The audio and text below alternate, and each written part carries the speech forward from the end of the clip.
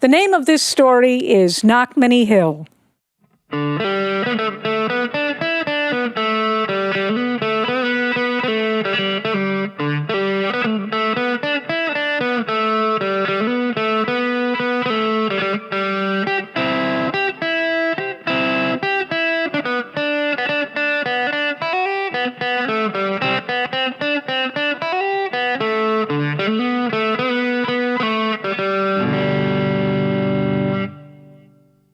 What man, woman, or child in Ireland has not heard of that Hibernian Hercules, the great and glorious Fionn McCool?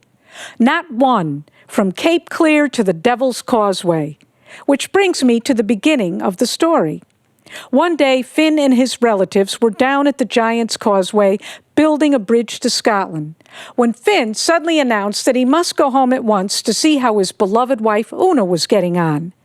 So he pulled up a pine tree by the roots and lopped off the branches, and using it as a walking stick, he set out for his house, which was built at the top of Knockmany Hill.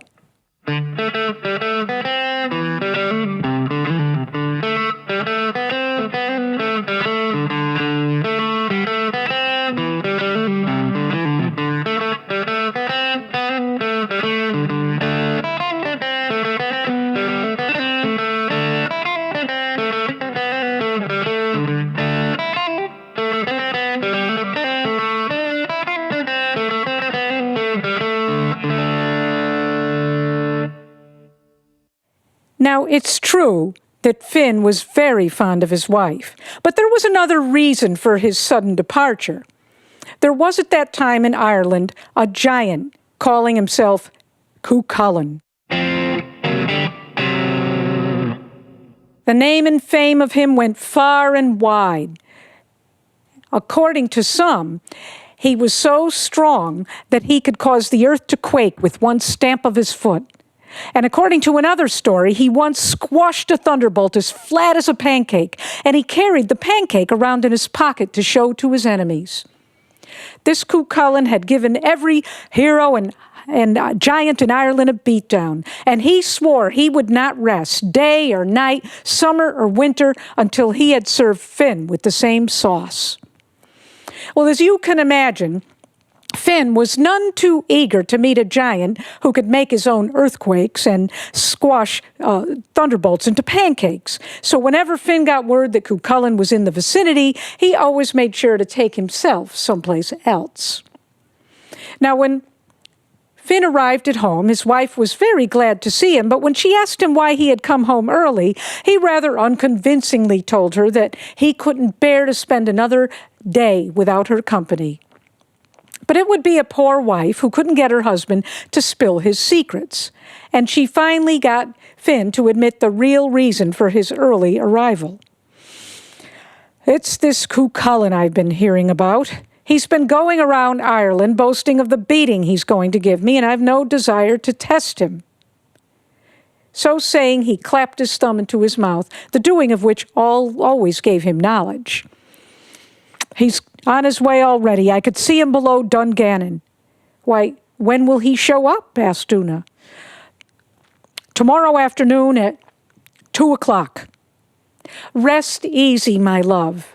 I'll take care of this Chulainn fellow, so do nothing except exactly what I tell you to do. When Fionn heard this, he was glad, because his wife was thought to be in with the fairies, and according to some, she was a fairy herself. So Una set to work.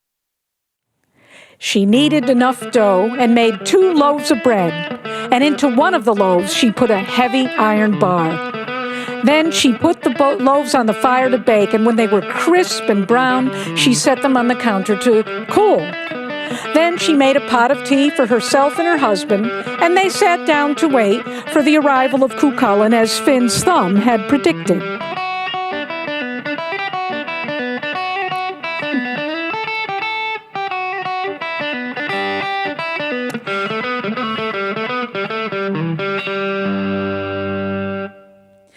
Now, you ought to know that Fionn and Chulainn had something in common. They both had magic fingers, with Chulainn, all of his mighty strength resided in the second finger of his right hand. And if ever he were to lose that finger, he would lose his awesome powers. Now, the next day, he was seen coming up the road on schedule, so Una decided it was time to commence operations. She told Fionn to cut a hole in the floor and stand in it. Then, she placed a cradle with the bottom cut out over Fionn, so that only his head and arms were sticking out. Then she put a blanket over him and tied a baby bonnet around his neck. There, you shall have to pass as your own child, so say nothing and do exactly as I bid you. Fionn was not too happy about this, but he trusted Una with his life, so he did as she asked. The next day, Cuchulainn was seen coming down the road, and at 2 o'clock, right on schedule, there was a pounding at the door. Una opened it, and there stood Cuchulainn. Good day to you, missus. Is this the home of Fionn McCool? Why, yes. Won't you come in?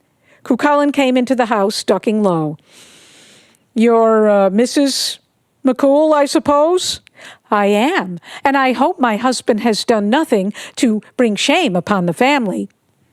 On the contrary, he has the reputation of being the bravest, strongest man in all of Ireland. I don't suppose your husband's at home? Why, no. He left the house this morning in a fury. It seems that he got word that some great lump of a giant calling himself Cuchulainn was going around boasting of the beating he was going to give him, and he went down to the causeway to see if he could catch up with him.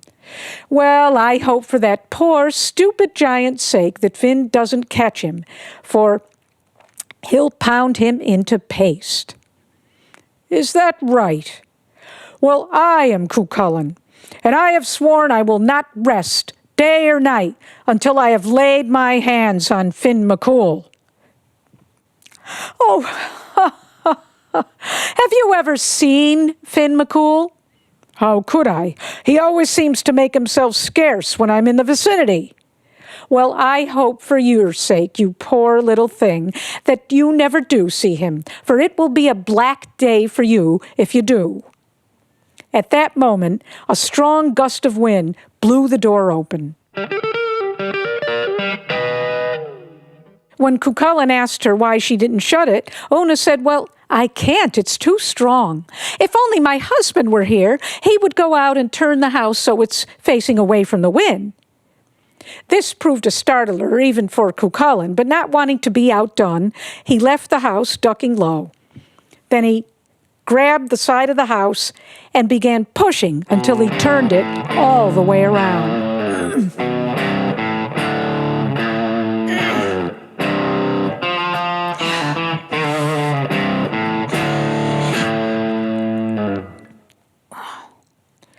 When he was done, Una said to him, please, come in and share such humble fare as I have to offer you. Cuchulainn sat down at the table, and Una placed on the table one of the loaves of bread, the one with the iron bar inside, plus a tub of butter, an entire side of boiled bacon, and a stack of cabbages. This was long before the invention of potatoes. Cuchulainn took up the loaf of bread and bit down. Oh! I've broken 2 of me teeth. Why, is something the matter? The matter? Here are 2 of the best teeth in me head gone. What kind of bread is this you've given me? Why, that's Finn's bread. It's the only bread that he'll eat when he's at home, he and that child in the cradle there. I would have told you, but I had no wish to insult a man who thinks himself able to fight Fionn McCool. Now look what you've done. You've wakened the baby. Wah! Wah! Wah! Una got the other loaf of bread, the one without the iron bar, and gave it to Fionn in his cradle. Fionn gulped the bread down in 3 bites. Now, when Cuchulainn saw this, he was suddenly a great deal less eager to meet a man whose infant son could eat bread the consistency of iron bars. Oh, is that the time? Well, I really must be going. I'll have to beat your husband some other time. Well, said Una, it's as well if you do go, because it will be a black day for you. If my husband comes home now, why, he'll make hawk's meat out of you. Is that right? Said Cuchulainn. Before I go, would it be all right if I felt just what kind of teeth your son's got that can eat bread like that? Oh, be my guest, said Una, but be sure to put your hand far in, because his baby teeth are way at the back. Cuchulainn walked over to the cradle and found himself looking at the ugliest baby he had ever seen. He waggled his fingers at the baby. Coochie coochie coo, coochie coochie coo. Fionn opened his mouth wide. Cuchulainn put his hand way at the back and was surprised to find such a powerful set of grinders in one so young.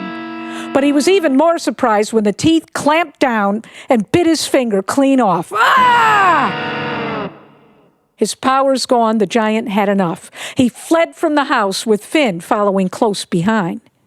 When Fionn saw that Cuchulainn was heading out to sea to escape, he lifted up an enormous lump of earth. He threw it at Cuchulainn. It hit the giant in the back and sank him below the waves. That lump of earth is still there. It's called the Isle of Man. Every 7 years, the island trembles, and they say it's the giant trying to get up. And that is how Fionn McCool, with the help of his clever and inventive wife, was able to defeat his enemy by trickery, which he never could have done by force.